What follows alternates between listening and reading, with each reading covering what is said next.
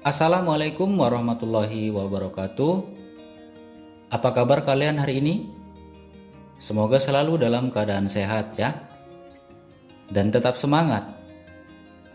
Seperti yang sudah disampaikan di video sebelumnya, bahwa video pembelajaran mengenai bentuk dan jenis pantun ini akan dibagi menjadi dua bagian. Bagian pertama mengenai bentuk pantun, dan bagian kedua mengenai jenis pantun. Di video kali ini, kita akan melanjutkan pembahasan dari video sebelumnya tentang bentuk pantun. Pada bagian kedua ini, kita akan membahas mengenai jenis pantun. Mari kita mulai. Pantun memiliki ragam jenis yang mengandung pesan sesuai situasi dan kepentingan masing-masing.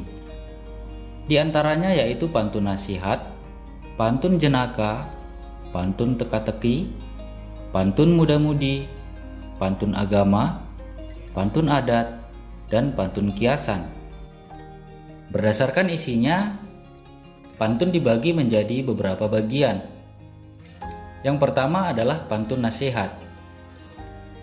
Namanya saja sudah pantun nasihat. Berarti isi dari jenis pantun ini merupakan nasihat-nasihat, didikan, dan pesan moral. Pantun nasihat biasanya memiliki pesan-pesan bijak yang sifatnya mengajak untuk berbuat baik. Mari kita lihat contohnya. Jalan-jalan ke kota Blitar, jangan lupa beli sukun. Jika kamu ingin pintar, belajarlah dengan tekun. Kita lihat contoh yang lain. Menangkap ikan dengan pukat, pukat terjatuh di dalam semak. Jika ingin hidup selamat, berbaktilah kepada ibu bapak. Jikalau ada di tanah Minang, sempatkan diri membeli peci. Jikalau lewat di muka orang, janganlah lupa ucap permisi. Dari ketiga pantun ini, kalau kita amati, isi yang disampaikan merupakan pesan-pesan yang mengajak kita untuk berbuat baik. Pantun pertama berisi tentang nasihat untuk belajar dengan tekun agar menjadi orang yang pintar.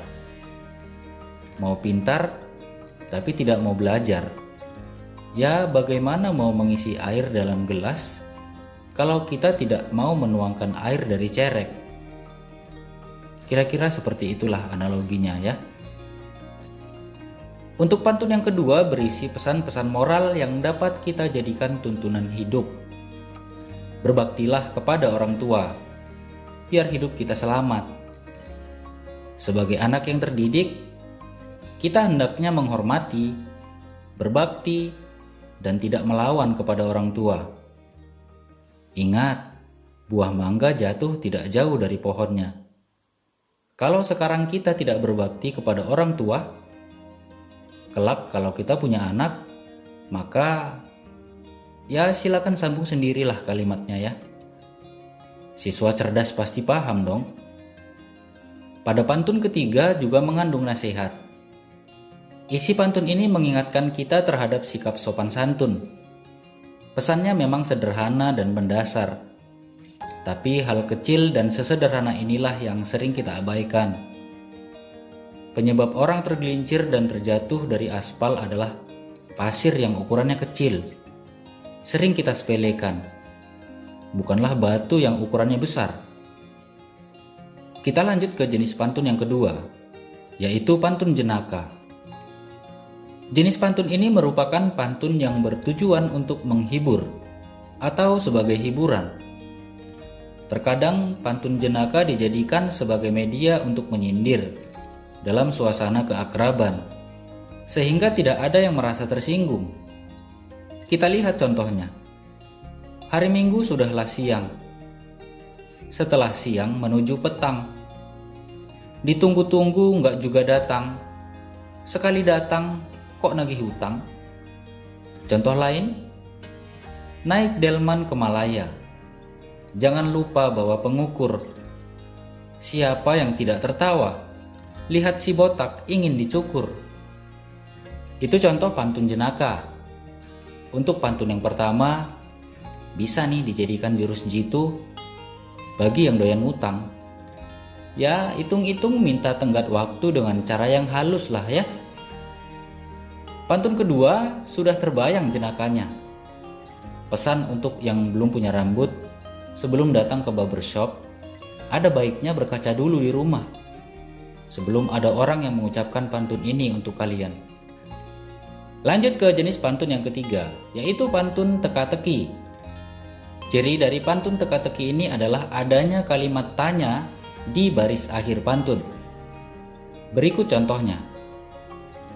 Kalau ingin mengejar tupai, jangan lupa membawa baki. Jika kamu merasa pandai, coba tebak hewan apa tanduk di kaki. Pasti sudah pada tahu kan, hewan apa yang tanduknya ada di kaki. Kita lihat contoh yang lain. Dekat tambak, tumbuh kelapa. Petik satu, lupa dibawa. Coba tebak ini hewan apa? Jumlah hurufnya ada 2. Ayo, hewan apa yang jumlah hurufnya ada 2? Nah, jadi pantun teka-teki ini biasanya juga digunakan sebagai media permainan. Ada kalanya pantun teka-teki memiliki sifat kejenakaan, karena kadang pertanyaan yang disuguhkan merupakan pertanyaan-pertanyaan yang dapat mengundang tawa dari pendengarnya. Pantun teka-teki ini bukan hanya sebagai sarana bermain dan menghibur saja. Jenis pantun ini membuat kita belajar mengasah otak atau kemampuan berpikir. Jenis pantun yang keempat yaitu pantun muda-mudi. Pantun muda-mudi biasa juga disebut dengan pantun percintaan. Peminat dari jenis pantun ini biasanya para remaja yang sudah mulai mengenal kata cinta, tetapi belum sepenuhnya paham dengan maknanya. Pantun ini berisi tentang hal-hal yang berhubungan dengan cinta, romantisme, dan kerinduan. Kalau dulu, sebelum orang-orang punya telepon genggam, telepon pintar, jenis pantun ini disampaikan dengan cara ditulis di selembar kertas, lalu dikirimkan kepada seseorang dengan tujuan untuk mengungkapkan perasaan. Tapi untuk zaman sekarang, cara ini sudah ditinggalkan. Dunia dalam genggaman, tinggal ketik, pesan pun sampai. Tapi, walaupun cara lama sudah ditinggalkan, perkara hati tetap harus diperjuangkan. Waduh, udah merembet ke sana ke sini pembahasan kita ini. Kembali ke laptop. Lanjut kita lihat contohnya. Terang bulan terang kepaya, Raja Mesir bertenun kain. Tuan dipandang bertambah cahaya, rasaku tidak pada yang lain. Ku tak ingin sepiring belut, yang ku ingin sepiring nasi. Ku tak ingin cinta di mulut, yang ku ingin cinta di hati. Aduh, jadi baper dengar pantun ini ya. Kalau dengan pantun begini, hati siapa yang tak luluh coba? Oke, kita lanjut ke jenis pantun yang kelima. Jenis pantun yang kelima adalah pantun agama. Tujuan dari pantun agama sama dengan pantun nasihat, yaitu memberikan pesan moral dan didikan. Perbedaannya adalah pantun agama secara spesifik atau secara khusus membahas mengenai manusia dengan Sang Pencipta. Isi pantun agama lebih mengarah pada nilai-nilai atau prinsip-prinsip keagamaan. Mari kita lihat contohnya. Banyak bulan perkara bulan, tidak semulia bulan puasa. Banyak Tuhan perkara Tuhan, tidak semulia Tuhan yang esa. Jadi intinya, pantun agama lebih menyuarakan prinsip-prinsip keagamaan yang dianut oleh seseorang. Hubungan antara manusia dengan Tuhan. Jenis pantun yang keenam adalah pantun adat. Pantun adat berisi tentang hal-hal yang berkaitan dengan adat istiadat, kebudayaan, atau kearifan lokal suatu daerah. Berikut contohnya. Bunga cempaka, bunga seroja, ada tertanam danau di sana. Adat dijaga junjung pusaka, adat pusaka akan terjaga. Pantun ini menyuarakan tentang adat pusaka. Adat pusaka akan terjaga jika kita menjaga adat dan menjunjung pusaka. Jenis pantun yang ketujuh adalah pantun kiasan. Dinamakan pantun kiasan karena isi atau pesan yang ada dalam pantun disampaikan dengan menggunakan kalimat-kalimat yang memiliki makna tersirat. Makna dalam kalimat yang digunakan mengandung makna konotatif.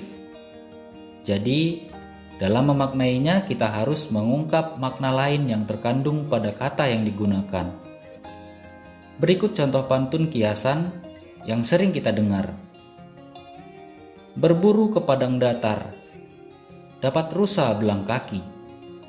Berguru ke palang ajar, bagaikan bunga kembang tak jadi. Contoh lain, suara petir kian menderu, pertanda hujan kan berdatangan. Barang siapa melempar batu, maka janganlah sembunyi tangan. Kalau kita amati, pantun-pantun ini menyiratkan makna tertentu. Seperti pantun pertama, baris isi dari pantun itu berbunyi, berguru ke palang ajar, bagaikan bunga kembang tak jadi. Pantun ini menggunakan majas alegori dalam penyampaiannya.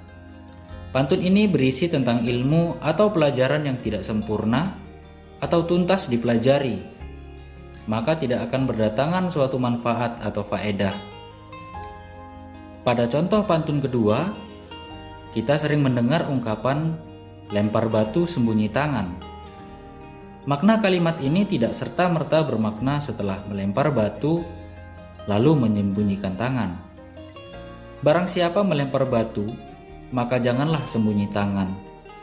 Kalimat ini mengingatkan kita untuk bertanggung jawab atas apa yang telah kita perbuat. Jangan menutup-nutupi kesalahan kita sendiri. Bahasa sederhananya, ya kalau kita berbuat sesuatu yang kurang baik atau berbuat salah, ya mengakulah. Jangan malah mengeluarkan perkataan-perkataan yang malah menyalahkan orang lain. Kira-kira begitulah maknanya.